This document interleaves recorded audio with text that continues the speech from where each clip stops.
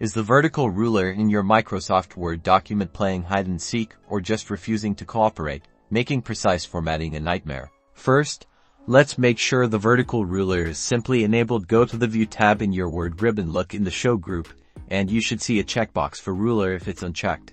Simply click it to toggle it on. If it's already checked but still not visible, don't worry, we have more steps. Sometimes, Word's display settings can get a bit mixed up. Let's dive into the Word options. Click on File, then Options, and select the Advanced tab on the left. Scroll down until you find the display section here. Pay close attention to the option Show Vertical Ruler in Print Layout View. Ensure this box is checked. If the above didn't do the trick, we can try resetting the ruler view through a quick right-click. Go to the top of your document and locate the horizontal ruler. Right-click directly on the horizontal ruler itself in the context menu that appears. Look for an option like Vertical Ruler or Show Vertical Ruler and make sure it's selected or checked. Another common culprit is your page orientation or margins interfering with the ruler's display. Let's check those. Go to the Layout tab, click on Margins, and ensure you're not using extremely narrow margins. Also, check page orientation.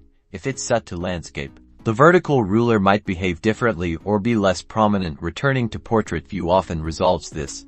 As a final troubleshooting step, sometimes a corrupted document or Word settings can cause this. Try saving your document with a new name or as a different file type, like a DOSIS if it's currently in an older format. Then, close Word completely and reopen your newly saved document. This can often clear temporary glitches.